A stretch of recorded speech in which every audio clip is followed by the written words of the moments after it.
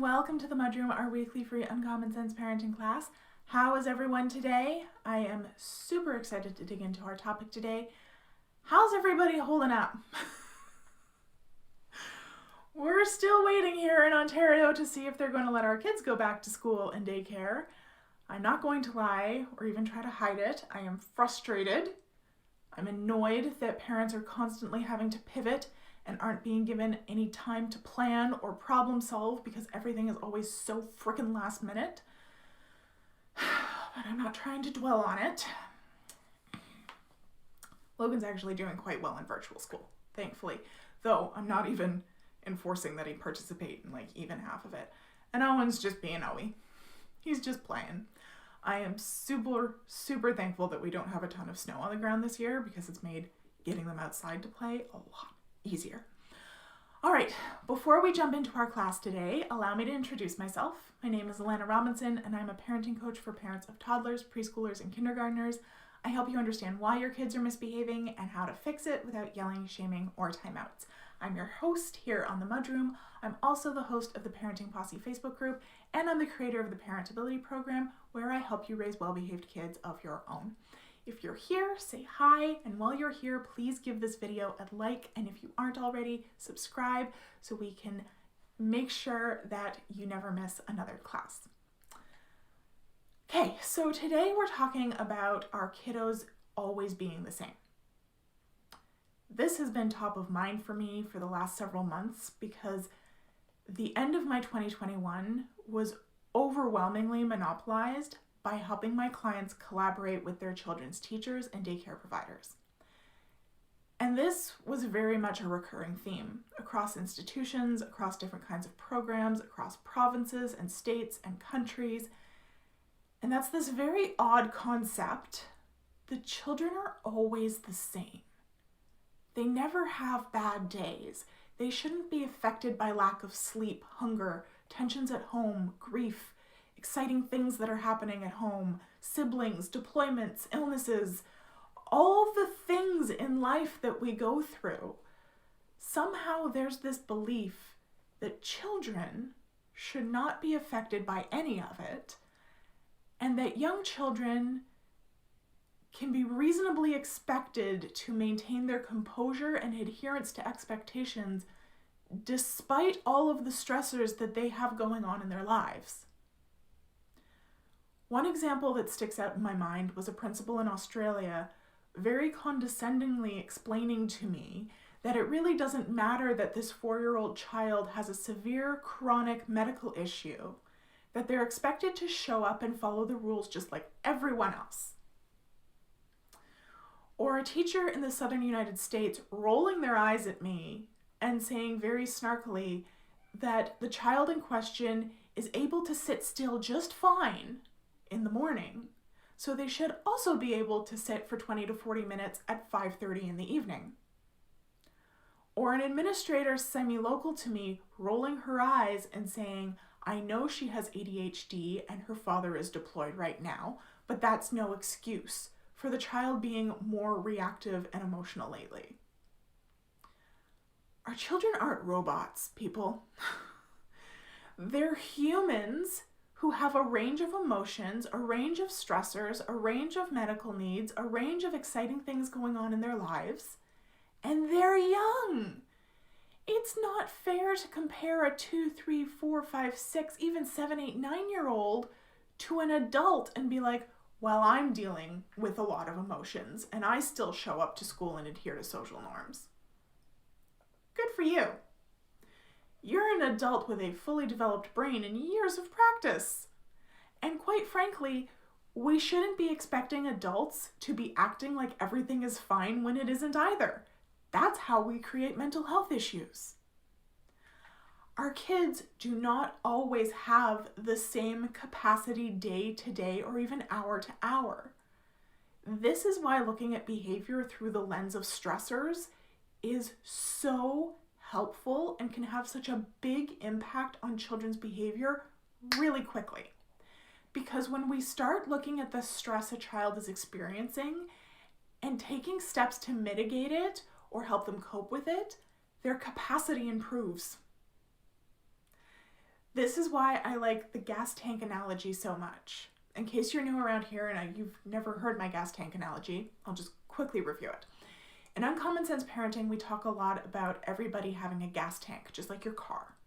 And just like your car, sometimes it's fuller than others. Depending on how you're feeling physically, any emotions you're experiencing, the demands on you, anxiety, if you're worried about anything, how you slept, and the last time you got a chance to refill your tank, you may be walking around with a full tank. Or you may not be. And I think a lot of us can relate to that feeling of having a practically empty tank all the time right now. And everything that you do sucks some energy out of your tank. It's just a matter of how much energy it takes. Things that are routine, like brushing your teeth, may suck a very small amount of energy. Things like giving a presentation probably suck a lot of energy out of your tank. But it doesn't matter how routine something is. If you don't have enough gas in your tank to do it, you can't do it. Because everything needs some amount of gas. And that's generally how most people see misbehavior happen. A child is running on fumes, and then a demand gets put on them that they don't have the gas in the tank to do, and they explode, or they stall out. Which is why the expectation that a child who can sit for a 40-minute circle time in the morning, which, by the way, is completely developmentally inappropriate. Circle times should never be longer than 10 minutes, but that's a whole other episode. The expectation that they should also be able to do that at 4:30 in the evening or 5:30 in the evening is ridiculous. Especially when you haven't given them any refills in the form of breaks, sensory input, co-regulation, or rest in between those two times. It's like expecting your car to be able to do a 2-hour drive just because it was able to successfully make the drive in the morning. Only you didn't stop to get more gas in between those two trips. Or the expectation that a 4-year-old with a chronic medical condition should be able to meet the same expectations with the same number of breaks as their typical completely healthy peers. That's like comparing the mileage of a car going up a steep hill to a car driving on a completely flat road. Even if they're the exact same car with the exact same size of gas tank, which nobody is and nobody does, the car going up the steep hill is not going to get the same distance as the car driving on an easy flat road. They're dealing with something extra that takes extra energy. Same as the kiddo with ADHD with a deployed parent. Their road isn't necessarily completely flat most of the time, but the bumps are gentle enough that yes, they can generally cope. But throw in a deployment, and now they're going up that steep hill. So while they had plenty of gas available to manage their neurodivergence typically, now they don't. This is also the reason why we see such big changes so quickly in parentability. I was so proud of one of my newer clients. She joined during our enrollment period back in November over the Black Friday weekend. So, what was that? November 26th. So when she joined, she told me that her son was a breath away from being kicked out of school. He was throwing tables and chairs, which is not unusual for parentability families when they're new. He was having massive explosions of anger at school. He was assaulting staff. He was using language that he knew wasn't appropriate. He was threatening people. Like, the list goes on. So she joined, and she drove right into implementing. She started making tweaks as she went and learned more. On December 5th, we had a group call. And she told me that he hadn't had a single violent episode at school the entire previous week. She only started implementing 7 days before, people. And the week before, he'd been having 2+ episodes a day. So massive change just by implementing some preliminary steps. On December 9th, so less than a week later, she told me that for the first time, she was able to avoid a massive meltdown as he entered the school that typically would have resulted in him assaulting her and anyone who tried to help her. Instead, they worked through it calmly, and he went on to have an amazing day. That is the massive difference that recognizing that our children's capacity is not consistent and adjusting accordingly can make. That fast. 2 weeks from tossing tables to calm kid. Now I know this isn't easy. I'm not saying it's easy or even that it's simple. She worked her butt off for those 2 weeks. But it wasn't difficult because it was super complicated. It's quite simple.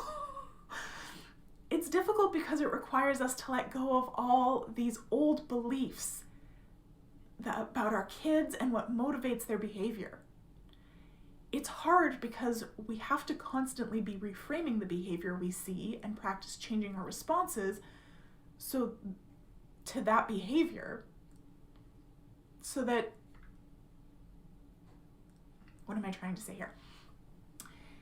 It's difficult because we have to constantly be changing our responses to that behavior, many of which are deeply ingrained in us.